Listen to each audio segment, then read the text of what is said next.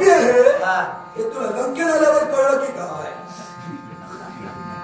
महिरावण, तुझा मामा पापी आहे हे मला कधीपासून कळलं?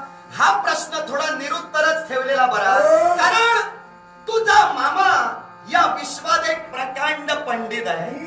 तुझ्या मामाचं ज्ञान, त्याचं ज्योतिषाचार्य याला खऱ्या अर्थानं मी मानेनच मानेन, पण त्या पलीकडे जाऊन ज्ञानाचा ज्याला अहंकार आहे त्या तुझ्या पापी मामाला मी कधी मान्यता दर्शवणार नाही. म्हणून म्हटलं मामा गेला तिथं तुम्ही जाऊ नका, निदान तुम्ही तरी सुधरा, रामचरण धराणी चला. हे सौमित्र, मी तुला असा प्रश्न केला यालाही कारण आहे. कारण अरे या लंकेत येण्यापूर्वी तुम्ही जो सागरावर सेतू बांधला, मग त्या सेतूवरून प्रयाण करण्यापूर्वी तिथं एक लिंग स्थापन केलं. अगदी सत्य आहे. मग ते लिंग स्थापन करत असताना तुम्हाला पापी पुरोहित चालला रे.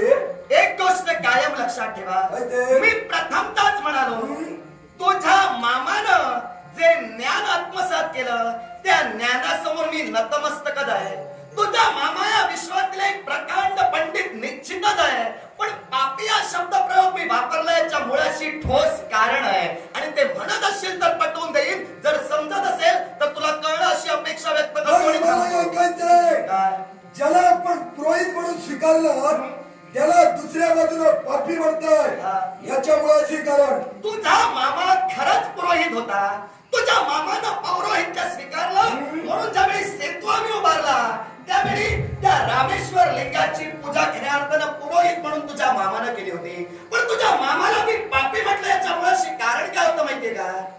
माझी माई देवी जानकी हिचं चौर्य कर्म तुझ्या मामानं म्हणजे लंकाधीश रावणानं केलं होतं. चौर्य कर्म केलं ते सुद्धा भ्याड प्रवृत्तीनं केलं. आता ते कसं? एका साधूचा वेश त्यानं परिधान केला, एका संन्यासाचा वेश परिधान करून संन्यासाच्या वेशात माझ्या माईला देवी जानकींना त्याने चौर्य कर्म केलं. मग सांग मला, तुझ्या मामानं संन्यासाच्या वेशात येऊन जर माझ्या माईचं चौर्य कर्म केलं, तुझ्या मामाचा सोडा यापुढे जग संन्यासांवर तरी विश्वास ठेवेल का? सौमित्र, अरे जशी परिस्थिती तसा प्रत्येकाला वागावा. म्हणूनच मी म्हटलं तुझा मामा पापी होता. माझ्या मामाला सीतामाईचं चौर्य कर्म करण्यासाठी एका संन्यासाचं रूप धारण करावं लागलं, पण त्याच माईचं चौर्य कर्म पापी होऊन केल्यानंतर सुद्धा जेव्हा तुम्हाला गरज भासली ना, तेव्हा त्याच पाप्याचे चरण धरावे लागले. म्हणूनच मी म्हणालो तुझा मामा या विश्वात खरंच प्रकांड पंडित आहे, त्याबद्दल मी त्याला मानेनच माने, पण बाकीची जी कर्म करतोय त्याबद्दल मी त्याला पापीच म्हणे. सौमित्र, मग मला सांग रे, बोला. माझ्या मामानं तुझ्या बहिणीचं चौर्य कर्म केलं, याच्या मुळाशी खरा कारणीभूत कोण रे? कोण? मी तर म्हणतो खरा कारणीभूत तू आहेस. काय माहितीये का महिरावण, जगाच्या बाजारात शब्द विकत घेतले जात नाही, फुकट मिळतात म्हणून पोपटासारखे बोलू नका. हे काय आहे ते प्रमाण ठेवा आणि बोला. सौमित्र, प्रमाणाशिवाय मी केव्हा बोलतही नाही. पटवून द्या. मला सांग, वेळूच्या बेटात बसलेल्या शबराचा शेवट तुझ्या गर्वी घडला. अगदी त्यावेळी त्याची माता शूर्पणखा पुत्रवधाचा सूड घेण्यासाठी एका सुंदर स्त्रीचं वेश धारण करून तुझ्यापर्यंत आली. पण मला सांग रे, काय एका स्त्रीचे तू कान आणि नाक कापलंस, हे तुझ्या पुरुषार्थाला शोभलं का? जरूर शोभलं. शोभलं? जरूर शोभलं. असं काय? ऐका, सौमित्र आजपर्यंत कधी वाम मार्गाच्या दिशेला गेला नाही. ज्यानं प्रभूचा आदर्श नेत्रासमोर ठेवला, प्रभूकडून जी शालीनता आत्मसात केली, माझ्या जीवनात मी संस्कार संपन्नतेचं जीवन आजपर्यंत जगत आलो आहे. त्या संस्काराला मी आजपर्यंत तरी गालबोट लावू दिलेला नाही. आता माझ्या पुरुषार्थाला ते कसं पटलं, शब्दान शब्द मी आपल्याला पटवून देईन. ज्या शूर्पणखेच्या बाबतीत तू बोललास, ती शूर्पणखा निशाचर होती. ती शूर्पणखा एक राक्षसी होती, आणि त्या पलीकडे जाऊन ती एक विधवा स्त्री होती. मग एका विधवेला आपलं जीवन कसं जगावं हे का कळलं नाही? सौमित्र, एक वक्तव्य पूर्ण करतोय. महिरावण, तुझी शूर्पणखा, ज्या शूर्पणखेचं तू सांगतोयस, ही शूर्पणखा एका सुंदर तरुणीचा वेश धारण करते काय आणि सौमित्राला भुलवण्यासाठी त्याच्या नेत्रासमोर उभी राहते काय.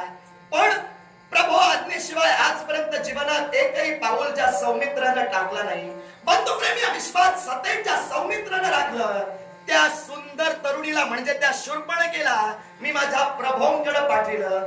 त्यावेळी प्रभूने तिच्या पृष्ठभागावर एक संदेश रेखांकित केला. ही निशाचर आहे, ही शूर्पणखा आहे, तेव्हा हिचे कान आणि नाक काप. अर्थात त्यानुसार तिचे कान आणि नाक प्रभू आज्ञेनं मी कापले. काय चुकलं? सौमित्र, तुझ्या बंधूला तुला आज्ञा केली म्हणून तिचे कान आणि नाक तू कापलं. पण ती रावणाची भगिनी होती. आपल्या भगिनीची झालेली विडंबना त्याला पावली नाही आणि म्हणून त्यानं साराय केलं.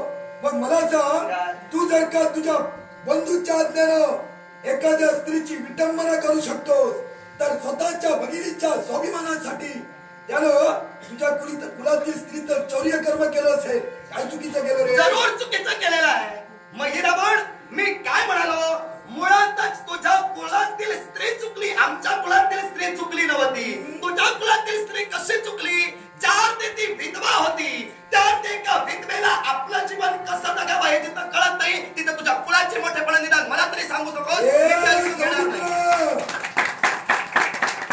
विधवेला कसं जीवन जगावं हे तिला कळलं नाही. पण मला सांग रे, जिथं पुत्र मेलाय तिला काही घरात बसून फक्त दुःखात करावं, तिचं तिनं बघावं. मग तेच बघण्यासाठी ती आली होती. पण अधर्माच्या मार्गाने आली. मी काय म्हणालो, ती निशाचर होती.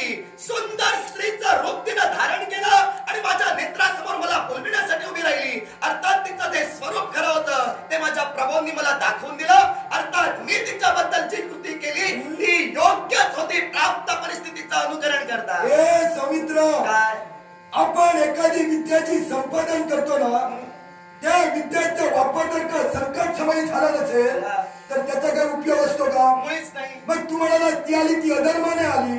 अरे ती माया विद्यात प्रवीण होती म्हणून माया विद्याच्या जोरावर स्वतःच्या पुत्रवधाचा सूड घेण्यासाठी तिने एका सुंदर स्त्रीचं वेळ धारण केलं. मी तर म्हणेन माया विद्याचा उपयोग योग्य वेळी योग्य क्षणी तिने केला. मग रावण, या विश्वातील कुठलीही विद्या अधर्माची असू शकत नाही. पण ज्याला जी विद्या अवघड आहे त्याचा वापर कोण कसा करतो यावर खरं अवलंबून आहे. ती विद्या धर्मानं वापरली जाते की अधर्मानं वापरली जाते. मायावी विद्या अधर्माची नाही. मायावी विद्या या विश्व कल्याणासाठीच आहे. पण तुझ्या भगित्या शूर्पणखेला ही मायावी विद्या अवगत होती.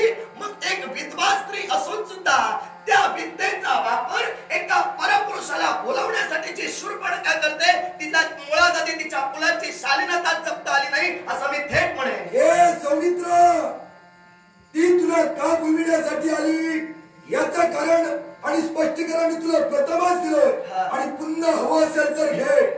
तुझ्या गर्वी तिच्या पुत्राचा शेवट घडला आणि त्याचा सूड तिला घ्यायचा होता म्हणूनच तिला सारा काही केलं. तुझ्याशी विवाह करून सुखाचा संसार करायचा होता म्हणून तुझ्यापर्यंत आली नव्हती. रावण, तिच्या पुत्राचा शेवट म्हणजे ज्या शबरा बाबतीत तू बोलतोय त्या शबराचा शेवट जरूर मी या सौमित्रानं केला. पण एक गोष्ट तू विसरलास. अरे मी त्याला मारणारा कोण? त्याच्या प्रार्थनेनं, त्याच्या कर्मानंच त्याचा जीव घेतला. याच्या मुळाशी कारण होतं. या विश्वाच्या पाठीवर कोण कुणाला मारत नसतो. जो तो आपल्या कर्माने या विश्वात मरत असतो. या विश्वात नियती ही एक स्त्री आहे. नियतीने या विश्वात कुणालाही सोडलेलं नाही. अर्थात त्या नियतीचा न्याय आणि काळाचा कायदा या विश्वाच्या देवाधिकांना अमान्य करता आला नाही. तो किंबहुना मी काय अमान्य करणार? एक गोष्ट कायम लक्षात ठेव, जो शबर ज्या शबराचं ओरडून ओरडून सांगतोय ना, हा शबर भक्ती करण्यासाठी, ब्रह्मदेवाची तपसाधना करण्यासाठी ज्या स्थानात बसला होता ते स्थान कुठलं हे तुला ज्ञात असेल. कणकेच्या बेटात बसला होता. मग मला सांग, तपसाधना करण्यासाठी त्याला दुसरी जागा मिळाली नाही? हे सौमित्र, अरे आपण तपसाधना करण्यासाठी अशा ठिकाणी बसावं कुणाचाही उपद्रव होऊन आपल्या साधनाचा भंग होऊ नये. मग त्यानं वेळूच्या बेटात बसून तपसाधना करण्यासाठी जागा निवडली. यालाही कारण आहे. वेळूच्या बेटाला काटे असतात आणि काटे असल्या कारणानं तिथं कुणी जात नाही, त्याच्या तपासाने भंग होणार नाही हे त्याला ज्ञात होतं, म्हणून त्याला ती जागा निवडली. त्यांना जागा कोणतीही निवडू दे, त्याबद्दल माझा काही समज नाही. मला काय म्हणायचंय, ज्या शबराचा शेवट मी केला म्हणून शूर्पणखा सूड भावनेनं पेटून उठली असा तू जडजडीत आरोप या सौमित्रावर केलास. मग मला सांग, ज्या बेटा तो शबर भक्ती करत होता, तो त्या वज्रास्त्राच्या खऱ्या अर्थानं प्राप्तीसाठी, मग ते दिव्य अस्त्र त्याच्या भक्तीत जर सत्व होतं, त्याच्या भक्तीत जर सत्यता होती, तर त्याच्याकडे आलं नाही, ते आलं त्या सौमित्राकडे आलं. मग सौमित्रानं त्याच्या वेळी आपल्या हाती धरलं, त्यावेळी त्याची धार खऱ्या अर्थानं किती आहे पाहण्यासाठी त्याच बेटावर मी वार केला. त्या बेटाबरोबर त्याची मान चिरली गेली. मग मी त्याला मारणारा कोण, त्याचं प्रार्थना झाडाला म्हणून तो मेला नाही की काय?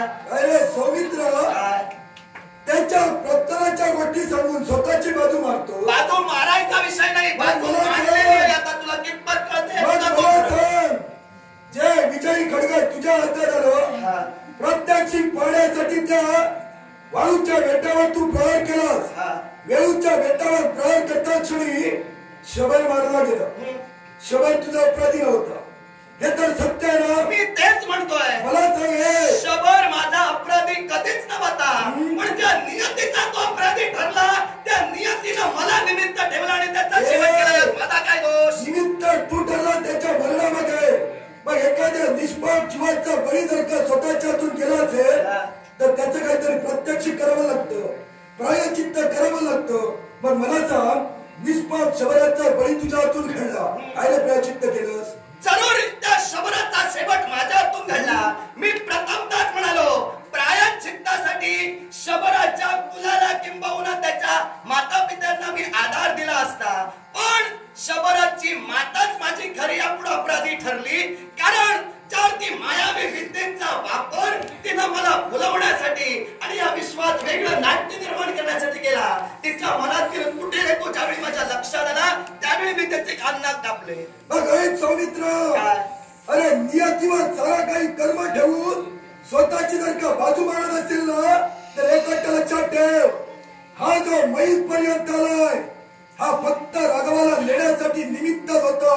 पण मी जो इथं ठाम उभा आहे ना, तो फक्त भामाच्या वतीनं तुमच्याशी लढण्यासाठी उभा आहे. महिरावण बराच फिरलास, पण फिरून फिरून मुद्द्यावर झालास. तुझा हा मुद्दा न कळणे एवढा सौमित्र मी फक्त फिरत नव्हतो, माझ्यासोबत तुलाही फिरवत होतो. पण मला फिरता फिरता तुझ्या सोबत कळलं तू स्वतःच्या अंगावर काही घेत नाहीये. जेव्हा अंगावर आला ना, तेव्हा नियतीवर ठेवून मोकळा झाला.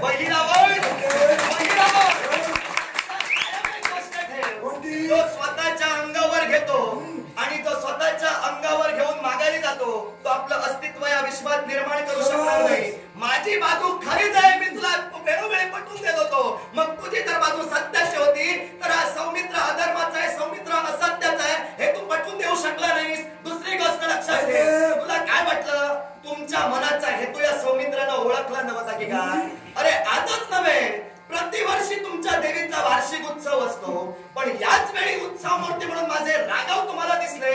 एवढे दिवस दिसले नाही, तिथंच तुमचा हेतू मला कळला.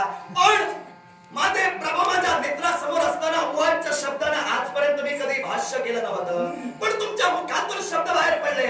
जर सामंजस्याने येत नसाल तर जबरदस्तीने माझ्या प्रभूंना तुम्ही घेऊन जा. हे शब्द मला खऱ्या अर्थानं सावले नाही आणि म्हणून मी प्रतिकार केला. एक गोष्ट कायम लक्षात ठेवा, सौमित्र जिवंत असेपर्यंत माझ्या प्रभूची जिथं इच्छा नाही, तिथं माझ्या प्रभूंना मी पाताळ मोहनात तुमच्या समवेत कधी जाऊ. सौमित्र, तू जिवंत असताना जर राघव मिळत नसेल तरी तर तुझा शेवट करीन आणि राघवाला घेऊन जाईल. तुम्ही करत असाल तर सौमित्र सुद्धा वक्तव्याचा भोगता नव्हे, मूर्तिमंत प्रकृतीचा मी शास्त्र आहे. अर्थात तुमच्या जीवनाची होळी न पेटल्याशिवाय मी कधी स्वस्थ बसणार. स्वीकार